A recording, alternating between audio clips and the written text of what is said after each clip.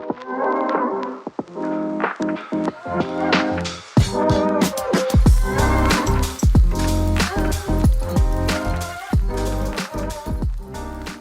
everyone, and welcome to the latest edition of the CIH podcast. My name is Matthew Scott. I'm the policy manager at CIH, looking after our work on net zero and sustainability, and I'm the host for today's session. Joined today by a really exciting speaker. We have Jack Allen with us today, who is the managing director of a company called Building Energy Experts, and I'll be asking Jack in a moment to tell us a little bit more about Building Energy Experts and what they do. And the topic of today's podcast is a topic of growing interest, really, amongst many in the housing sector, which is overheating and the work that we might need to do both now and in the future to identify the risk of overheating in our homes and take action to prevent and mitigate it. So this will last for 45 to 50 minutes, and Jack is going to be sharing some of his experience and expertise with us on the call. So Jack, welcome. Thanks very much for coming on today. Are you doing okay? Yeah, great. Thank you, Matthew. Thanks for having me. It's good to be on here. Excellent. Thanks, Jack. So I just wanted to start by giving listeners a little bit of a flavour about Building Energy Experts and what you do. So I wonder, could you just say a little bit about how and when Building Energy Experts was founded and also the work that you guys do?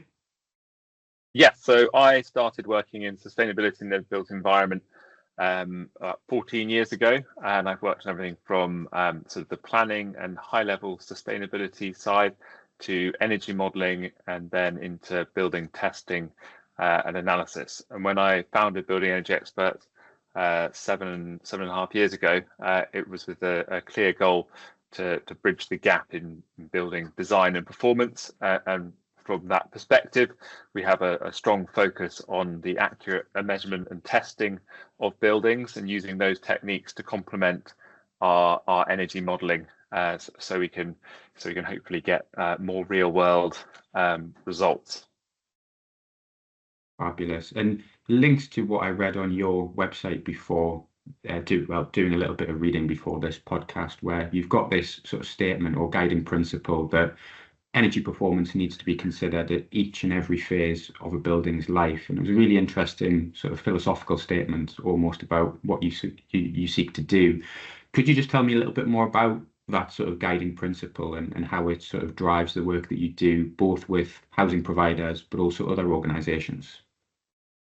Yeah, so we work from everything from planning for new build to retrofit and repurposing existing buildings in commercial and residential. And the whole point of us being here, the whole reason we're here is climate change. Without it, we could just carry on building any types of building that the free market demanded, and we'd have the luxury of not having to worry about sustainability, even though there is a massive benefit to it in terms of health and well-being. But we do live on a finite planet, and climate change is a significant threat.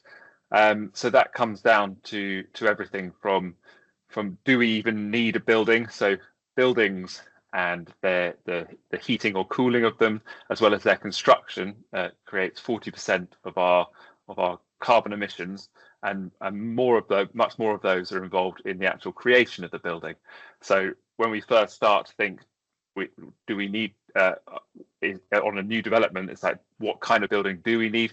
Do we need a building? Are there existing buildings with a lot of embodied embedded carbon already in them that could be repurposed and would be a much more sustainable perspective? And then once we decided to build a building, it's where are they located? Are there jobs and schools nearby?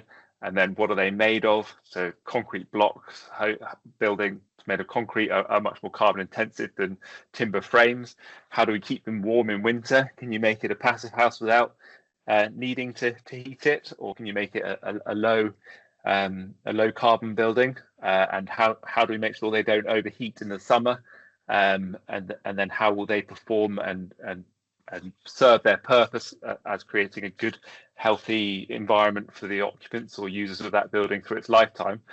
And then at the end of its lifetime, how could it potentially be repurposed into a new use, which is demanded at that time, in changes of building uses and society? And if not, can those materials be reused or recycled? So sustainability needs to be thought about right from the theoretical concepts right through to when it is fully at its end of use and how you reuse it.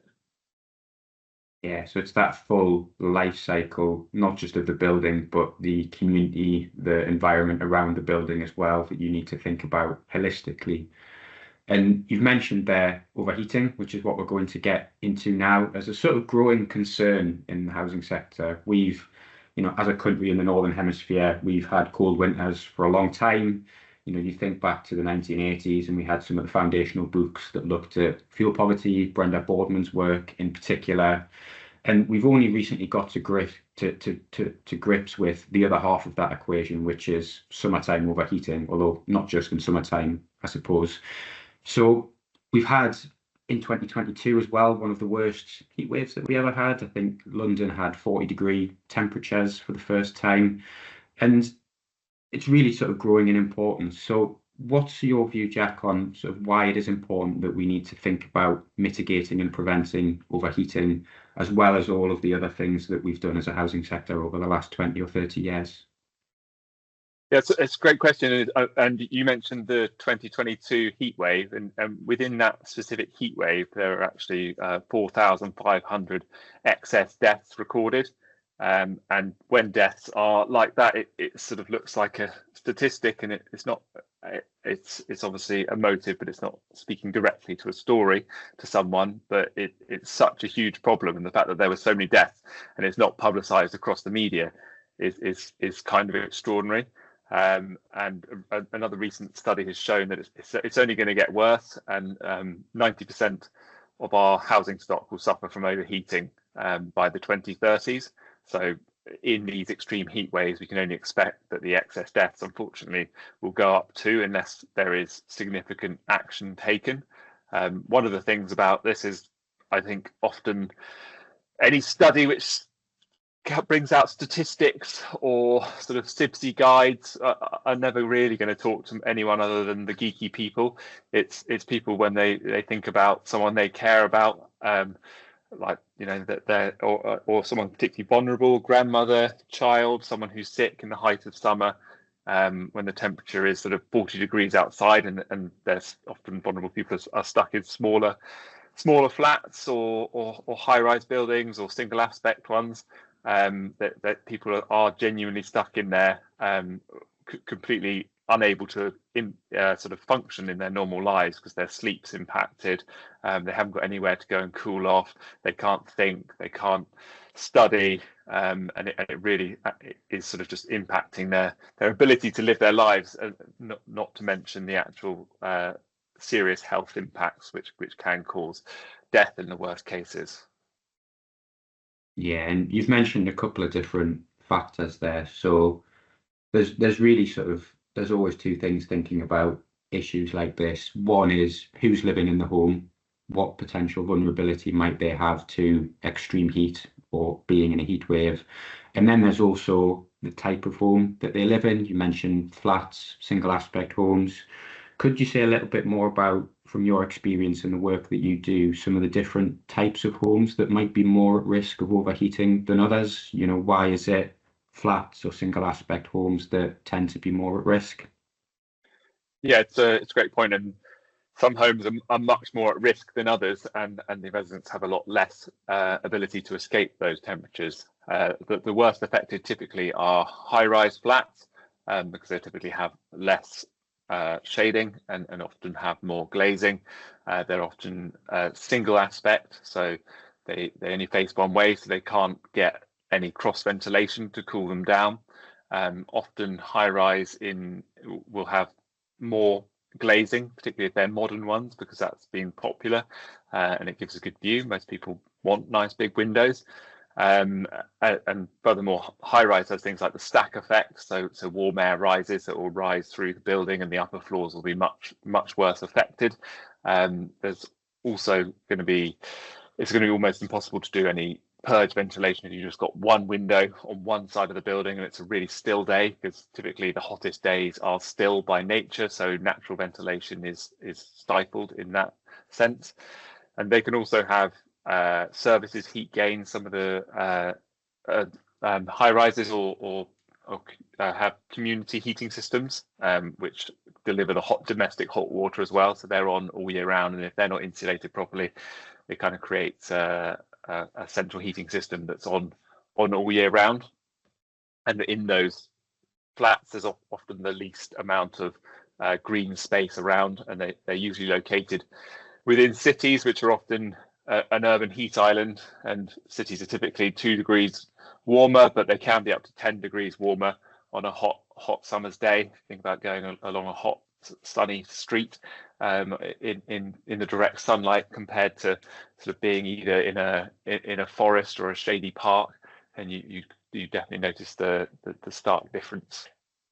You definitely do. I know there's times I've been in London during the summer and you step outside of the building that you're in and you're immediately hit by that sort of wall of heat that just kind of strikes you out of nowhere. And it feels like it's resonating off the buildings. It feels like it's sort of vibrating around the streets. And that is that urban effect. It's all of the concrete, all of the sort of tarmac that makes the heat feel so much worse. And particularly for high rise in urban areas, particularly with heat rising, as you've said, a real issue that we're starting to see more of, as we saw in 2022.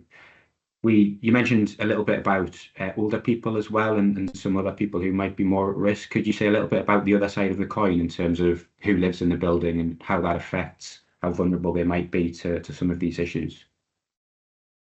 Yeah, often these flats are social housing, or they are just cheaper housing where people have very little choice of where they can live, and it's often very high density as well. But older people, if they're in there, they might have mobility issues as well, so they're not able to go off to a cool park or cool down in other ways. And the heat problems it causes is heat stress, heat stroke, and then it can also cause exacerbation of existing conditions such as cardiovascular and respiratory problems. There's also the mental health impact and the reduced productivity, as well as those also impacted by the sleep disruption and discomfort. I mean, if children are studying for GCSEs and it's a heat wave and they're stuck in a flat and it's sort of over 28 degrees inside, they're not going to be effectively learning. They're going to be just concentrating on keeping cool, and then that becomes sort of a societal issue, and it's always going to negatively impact people in the lowest socioeconomic groups, unfortunately. Yeah, absolutely. So there's different risk factors, in other words, for being susceptible to overheating, isn't there? And it's that sort of socio-technical part where it's partly about the people living in the building, it's partly about the building itself, and it's also partly about geography, urban, rural, and other factors. So yeah, definitely. And geography wise, if you're doing it if you're doing it following like the overheating guides and you're modeling what the risk is, you think it's going to be much higher in London or the southeast, because there's much more solar radiance there, but also in cities such as Bristol, Manchester, Birmingham. But there are also studies showing that there are significant overheating places effects and problems in Wales, in more rural areas, in apartments that are south or west facing, with all the parameters we focused on earlier. So it's not just limited to the geographies which people might consider, like London. Absolutely. So not just the obvious cities that we might think of, like Birmingham in particular has a lot of high rise as well, but a bit of a more complex geography than that. And it takes me to the next question, which is, we think we know what we mean by overheating. It's, to the home getting too hot. But from your experience in the work that you do, how should we understand overheating? What are some of the definitions or definition that you work to? Is it just when the temperature in a home exceeds a certain number of degrees, or are there any other ways that you think we need to define and understand it? Yeah, so there is the technical definition of overheating, and the guidance which has only been around for about 2 years now, which is the Part O overheating guidance, only really applies to new build properties, and it's a great addition because it is something which is making people consider it, and it is affecting change and making buildings be designed to not to have much less risk of overheating. But ultimately, it doesn't prescribe that they have to have any shading, and it doesn't. So it can be solved by sort of methods which sort of slightly skirt around the issue, such as just changing G values on windows, and G value is how much light a window reflects back, how much first solar radiation a window reflects back. It's a thin layer of metal that's on the outside of all modern windows. That, and it can also be determined by the ventilation system, so you can put a mechanical ventilation system. But all of these things are put in at planning stage, and what they're trying to do is solve the definition, the CIBSE definition of making sure it doesn't exceed the comfort temperature of 28 degrees for more than 1% of occupied hours per year for normal rooms, and then for bedrooms not exceed 24 degrees. But in reality, that doesn't necessarily happen, because how is that fully enforced at the end stage? The only type of test we actually have on buildings in terms of sustainability that's enforced is the air test on new build, which builders are quite good at complying with. But there's no one coming in and checking every single overheating measure actually fully gets installed.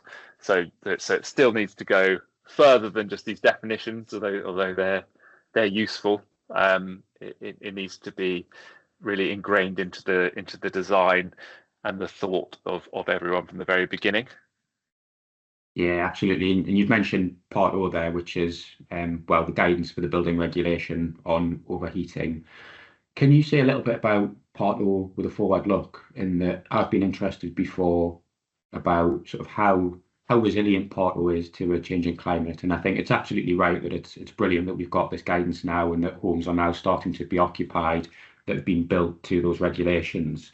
But if we think towards 2040, 2050, the possibility of exceeding 2 or maybe even 3 degrees global warming, and what that might do for current temperatures and the frequency of heat waves and their intensity, do you think Part O has been sufficiently sort of stress tested against those scenarios? Do you think we might need to review it, look again at how sort of sufficient it is for some of the challenges we might get in the future?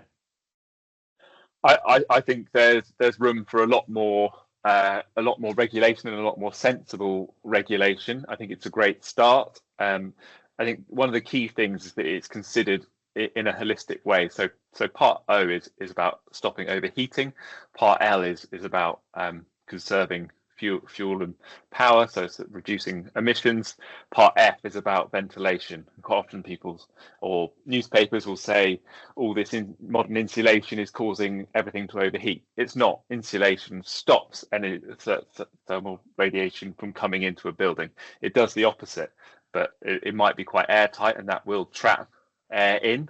But effectively, it's about designing a efficient thermal envelope with sufficient shading to ensure that it gets solar gain in the winter, but doesn't get any solar gain in the summer. And it also has a sufficient ventilation system, so ideally mechanical ventilation, like mechanically ventilated heat recovery system that keeps the air constantly moving in that dwelling, and keeps filtering it as well to keep it fresher and free from pollutants.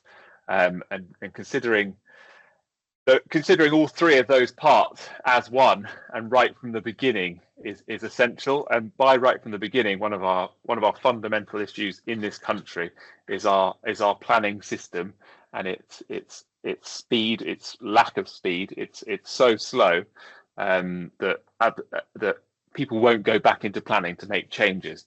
And we have a lot of conservation areas, and we have quite specific ideas about exactly how stuff should look. So say you're in a conservation area and someone has already gained planning for a row of houses of 20 houses and they're south facing, and they can be seen from a road, you could say, well, there's no shading on those, so they're at significant risk of overheating.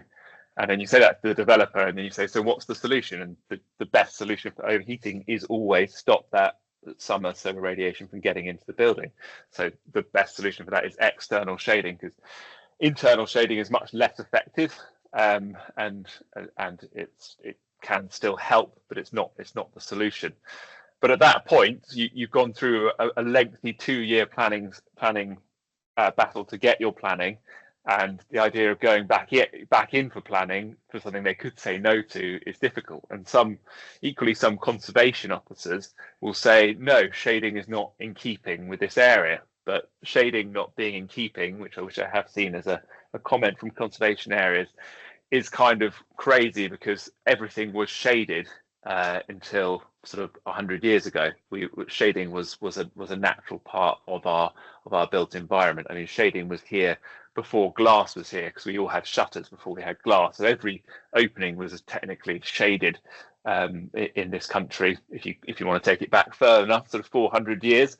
But even 100 years ago, Buckingham Palace was adorned with awnings to stop to stop overheating, essentially. So it's about sort of educating everybody across the sort of stakeholder pathway in built environment, from planners to building regulations to developers and to the end users as well. One of the things that you hear from developers is how do we stop this overheating? And they say, oh well, I'll put in active cooling, so I'll put aircon in, because if I have aircon in this house, someone will pay £10,000 more for the house to buy it, but it will only cost me £5,000. I solve the problem and make an extra £5,000 profit. And if you say, well, don't do that, put in a brise soleil, put in external shutters, they say, well, I can't put external shutters or brise soleil on a sales particular and sell and make more profit. So it's just a straight cost. And at the end of the day, most of our housing is built by publicly listed companies, whose purpose is profit. So that's quite a long and rambling answer, but quite a lot of education needs to happen, and quite a lot of change needs to happen across the board. Yeah, and it comes back to, or it sounds like it comes back to what you said right at the start, which is about a little bit of a change in philosophy towards how we approach, well, first of all, deciding, do we actually need to build something there? And if we do, from the very beginning, taking a holistic view of shading, ventilation, how we prevent solar gain, all of those things right from the start. And you've suggested there that there's kind of common problems around planning and sort of other areas in the work that you do. And I know a lot of the work that you do is going out and doing testing and sort of looking at these things on the ground. How common do you find these issues are, not just in new build, but how common do you find sort of issues with overheating in existing homes and other work that you're doing around retrofit? Do you see it as more of a problem than perhaps we realize at the moment? Yeah, it's definitely more of a problem, and it's a bit of a frustration from my perspective that it's not being tackled holistically. And essentially, at the moment, there are huge overheating problems in existing properties which are currently being retrofitted, and there are different programs happening.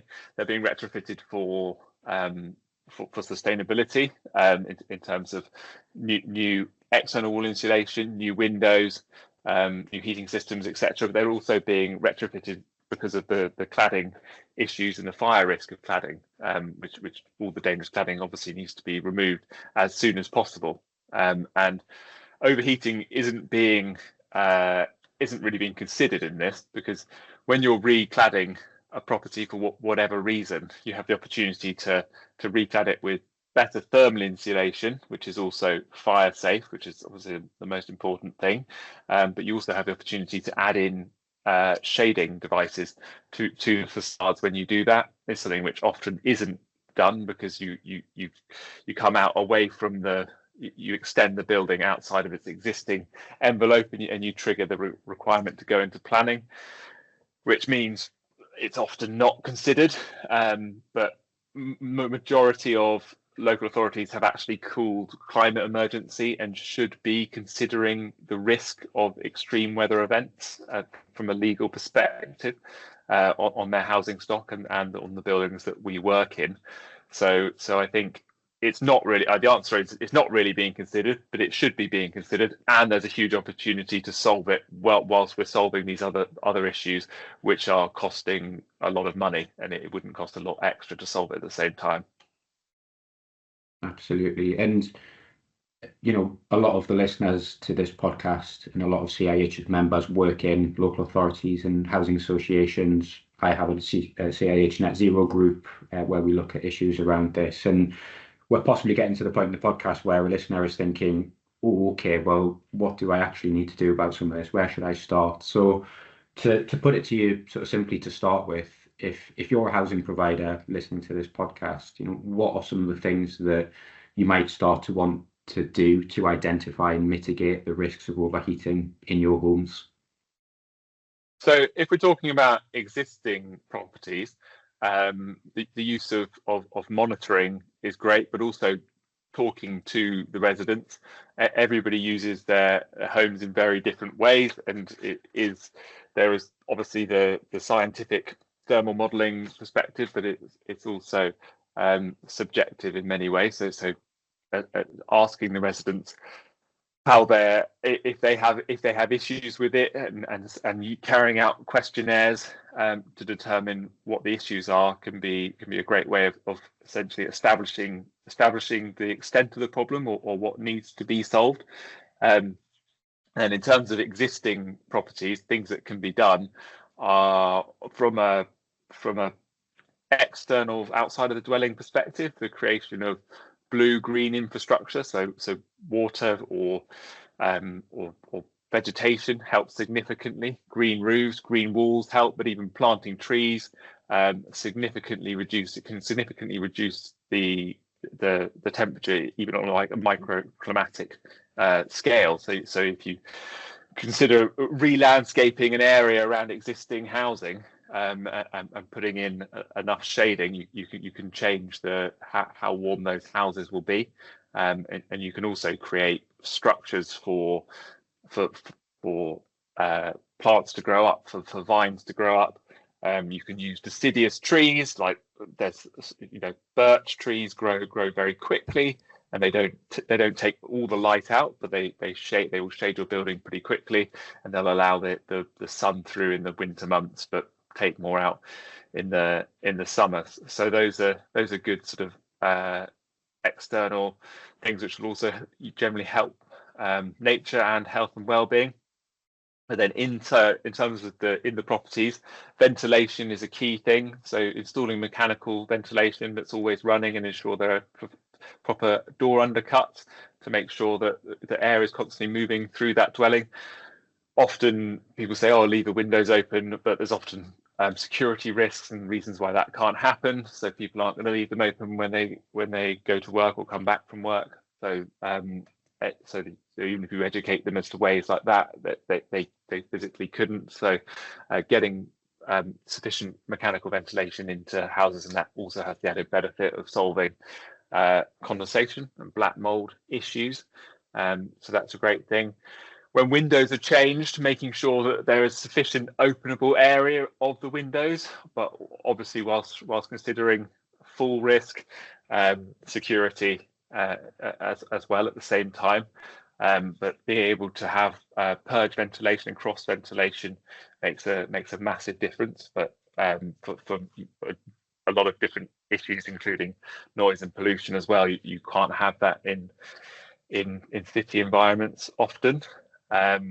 Other areas which can potentially help are, ultimately the best thing to do is provide some sort of external shading. So whether or not shutters can be installed, whether or not any sort of overhang over the window can be installed, any sort of brise soleil, those factors really help, and those can all be modelled accurately within modeling software.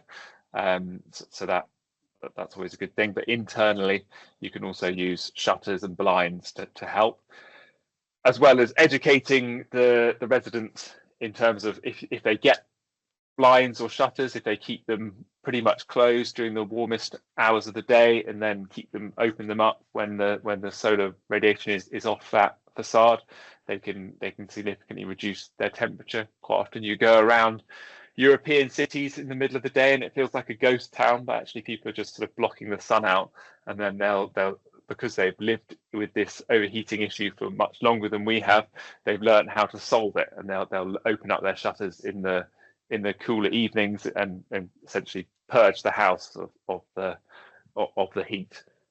So that's the sort of a few ideas for existing, but any of these can be modelled, particularly if a facade's being changed. That is the opportunity to really model the worst case. We can always tell which are going to be the worst case. Probably a top floor, south facing, west facing apartment. If you model them, you can see with quite a good degree of accuracy if they have any issues, and then you can start to put things in like shading devices. But you can even set the window back into the reveal slightly and create a little bit of additional shadow, which is going to help. And that, if it's set into the insulation layer, that's going to help reduce thermal bridging as well. So you're sort of killing two birds with one stone.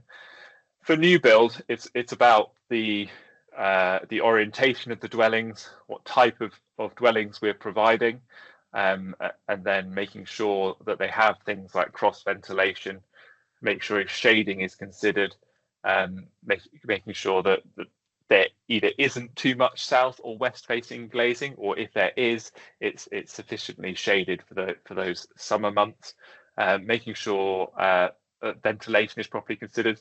And with the change to the future home standard, which should come in this year, making it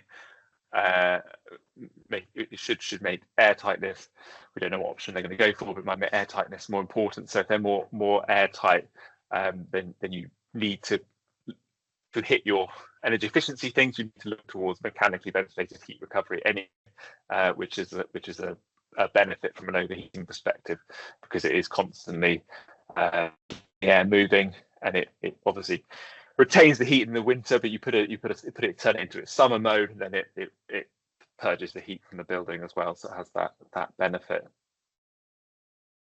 Wow, so there's a lot there across both existing homes and looking at new developments that we can do that start with, it sounds like, trying to get a picture of how residents are being affected or potentially affected. And I'm just going to go into a little bit of detail on a couple more of those points. And I think the first one was about this kind of question of data and how do we get a better understanding of sort of the prevalence of overheating in our homes, if you like, because there's resident questionnaires, but a lot of housing providers now, of course, have got quite sophisticated asset management systems, got a lot of data about their homes and different components in their homes.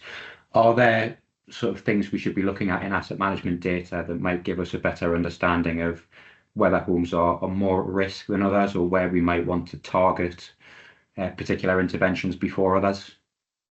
Definitely, and if people have that data, and if there are sensors installed, particularly with this new wave of Warm Homes Wave 3 funding, there's a requirement for monitoring and evaluation. So even more sensors should be put into homes pre and post retrofit. So looking at that data and finding out, are any of the homes breaching any of these thermal comfort parameters that technically defined as overheating by CIBSE, and if they are you legally responsible for solving that problem? And I would say you probably are, especially if the local authority has declared a climate emergency, and you should be mitigating and adapting for it, which they are. So looking at those properties and seeing if anyone is being significantly affected, and then working out how that can be solved and mitigated, I would say is quite a high priority. Yeah, and of course, Wave 3, a lot of providers now planning to kick off what will be one of the biggest waves of funding for social housing ever. So there's a huge opportunity to make sure we get this right from the very beginning. And one of the ways that, Yeah. of course, the Warm Homes Fund, Social Housing Fund and local grant look to do this is, of course, as it has been for a while, past 2035 is absolutely essential to how we retrofit our homes, particularly whole house retrofit, multiple measures. Can you say a little bit about some of the principles of PAS 2035 and how, not just how providers should be looking to use it, but particularly providers that are working with contractors and working with others to develop and deliver retrofit programs?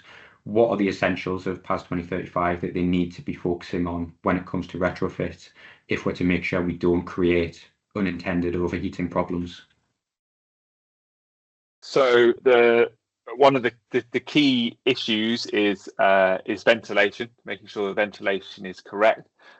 So in the new wave, you have to do a proper ventilation assessment, which you didn't necessarily have to do in the last wave. So you have to actually physically test the existing ventilation with a calibrated anemometer or bolometer, so you can tell if it is sufficient, and if it isn't sufficient, you need to rectify that, or otherwise you can't do any measures which might impact the building's fabric, because otherwise you could add to overheating. And there's an opportunity if you are changing if you are doing any external wall insulation to obviously add additional shading to any south-facing properties. Something in this new PAS which should really help is it promotes an archetypal approach. So you archetype large numbers of properties and work out an approach per property type, and then obviously you go in and do it on a property specific basis as well to eliminate the risk. But you have that overarching plan which will enable a lot of efficiencies. But when you have those properties, if you consider overheating, I mean, if there's 1,000 properties and there's only sort of 30 archetypes, and by considering properties, you can quite quickly tell if there's a risk just by being experienced. If there's a lot of south or west facing glazing, then there's probably a risk, particularly if there's no cross ventilation. Why not do an overheating assessment on one or two of the worst case scenarios, and an experienced good sustainability consultant, overheating consultant should be able to spot that quite quickly. And it's not going to be a huge cost. And if there is a risk, explore how that can be eliminated, and also start to look at the slightly less risky ones until you get to a point where you've worked out that you've considered all of the high risk properties, and you've solved it whilst doing this other work. So lots of opportunities to be thinking about how we fix overheating, before we do the retrofit process, and not thinking about it afterwards and building it in right from the beginning of our programs. There's a couple of quick other things that you've mentioned, Jack, that I just want to touch on before we start wrapping up. The first one is that you've mentioned CIBSE a couple of times. For any of our listeners who might not know, CIBSE is one of our cousins, the Chartered Institute of Building Services Engineers, and they have sort of specific guidance and methodologies around overheating, I understand. Could you just say a little bit more about how those work, just for any listeners that might not know? About the methodologies? Yes, yeah. Yeah, so they're they have experts obviously studying the building physics and the impacts on it, and so they set parameters and do research and publish guides which inform what theoretically is a safe, healthy living environment for the occupants, and it's obviously essential, and it's what we can then base any further regulation or guidance off, essentially. Yeah, and I know they've got a couple of different ones around overheating, but also some really helpful technical standards around things like heat networks as well, which is linked into this conversation. So yeah, any listeners interested, go and check out some of the CIBSE work, because it's fascinating. The only other thing I wanted to ask you before we start wrapping is, you mentioned a little earlier in our conversation about Passive House, and Passive House has been around a long time, but still feels very new and very futuristic. So could you just say a little bit about, what passive house is and some of the opportunities that it presents, not just for preventing overheating, but reducing energy bills, some of the other benefits that it has for sort of fuel poverty and other things. Yeah, so passive house was developed in Germany, and there have been passive house homes around for about 30 years now. And the key principle is that the building doesn't actually require any heating, because every bit of energy that is used in a property comes out as heat. Every bit of electrical energy we use in all of our electrical appliances, in our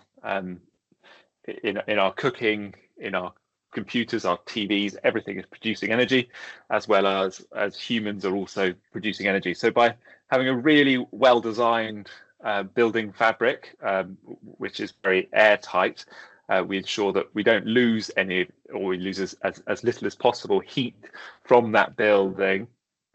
And then you have something called a mechanically ventilated heat recovery system, which extracts warm, stale air from any of your wet rooms, which are your kitchens and bathrooms, and it puts that heat into fresh air, cool air from the outside in the winter, warms that and supplies that back into your living spaces.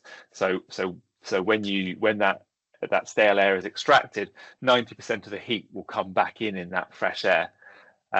They're also designed to have a lot of solar gain in the winter, and that is by creating shading over windows, because obviously the sun is at a much higher level in the sky in midsummer. So in the summer, that shading over the window will stop the sun from touching the window and coming into the house. But in the winter, when the sun's much lower in the sky, further into the south, that warmth will come in and help to heat your property.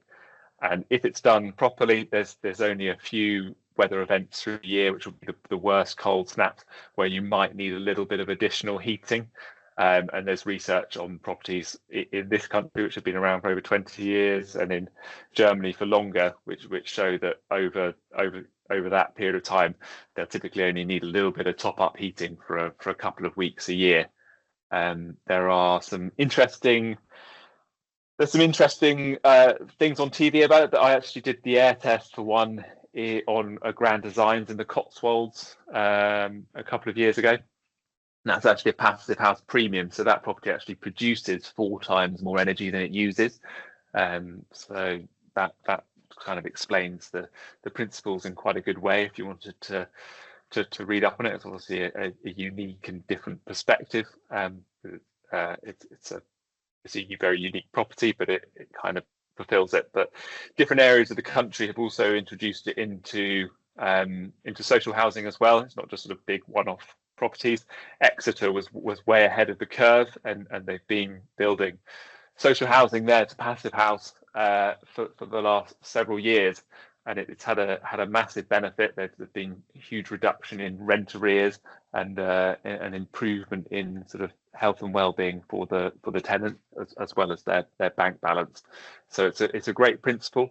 Where it can go wrong is it's quite expensive to do passive house, and because you need expert consultants, and it's not actually that expensive over the life of a building, but it's more expensive. So people often say they're doing it to passive house principles, but they go for passive house style insulation on the walls and passive house windows, but they don't consider everything that they should consider. So everything from shading, overheating risk.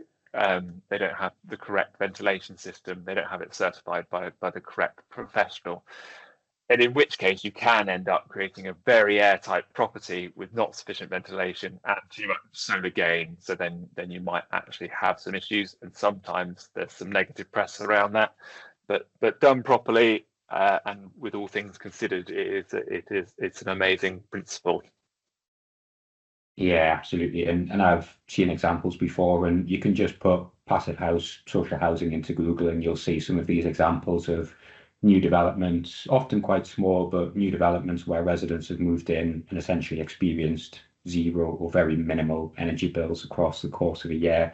And as you said, Jack, it's that very minimal top-up heating that's all that's required, usually due to the way that they're designed and the way that the systems work, which is the way forward, or one of the ways forward. The upfront cost is a little bit more, but certainly something we could be experimenting more with in this country.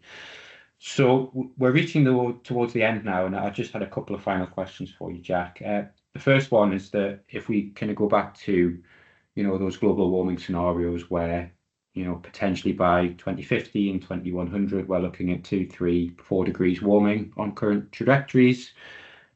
Dependent on policy, of course, and policy can change very rapidly. But if you were to think forwards towards 2050 and some of the building design and development work that we would be doing in that year, what do you think some of the main differences would be? Or what would you hope some of the main differences would be between what we're doing now and what we might want to do in 25 years' time? Well, one of the good things is that we have good we have incredible climate modelling now due to the power of computers, and has been surprisingly accurate, and it's actually been, unfortunately, it's actually been warming quicker than most of the models predict. But when we are considering overheating, we consider the overheating risk today. We also consider it using weather files which have been created by environmental modelling for 2050, predicting what the climate will be like here in 2050. But we've also got the 2080 predicted weather files. And the great thing about these computer models is they run a scenario through every year from now to then and work out, will that property have a risk of overheating in that time frame?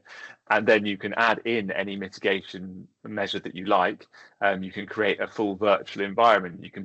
You can plant a tree and make it and add the shading in, though you can't use that for part O, but in reality it's going to be there, and that, so you can still reduce the heating impact, and particularly if you're not considering part O, if you're just considering reducing overheating, that's a factor in it.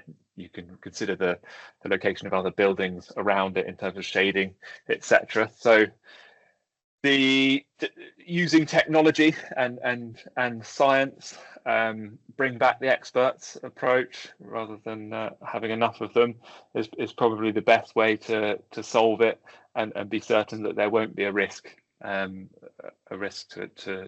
the occupants of those buildings. Bring back the experts. Yeah, I think we can all probably get on board with that one after the last few years. But just as a final question then, Jack, before we wrap up, just one thing for any of our listeners who work for housing providers, potentially in maybe head of sustainability role or a sustainability manager role. If they're listening to this and thinking, oh my God, I need to get started, what's the one thing that they should start doing when they get into work tomorrow morning? What's the one quick thing that they should do to get on their way to tackling overheating? Get to grips with your building stock and how it performs, conduct risk assessments, explore different funding options, and collaborate with experts to implement effective solutions, as well as advocating for stronger building regulations and support any initiatives that will prioritise resident wellbeing. Wow, that's a great way to end. So thank you so much again, Jack. I mean, that's been a fantastic conversation. I've learned a lot just sitting and sort of listening to you talk about some of your experience and some of the work that you do. And for our listeners, it's hopefully given you all a really sort of good insight into what overheating is, but also some of the things that we need to be doing right now, really, to start getting a handle on it and tackling it. So we're going to leave it there. Jack, thanks so much again. It's been fantastic to have you on. And I hope you all have a great rest of the day or evening, depending on when you're listening. Thanks, everyone.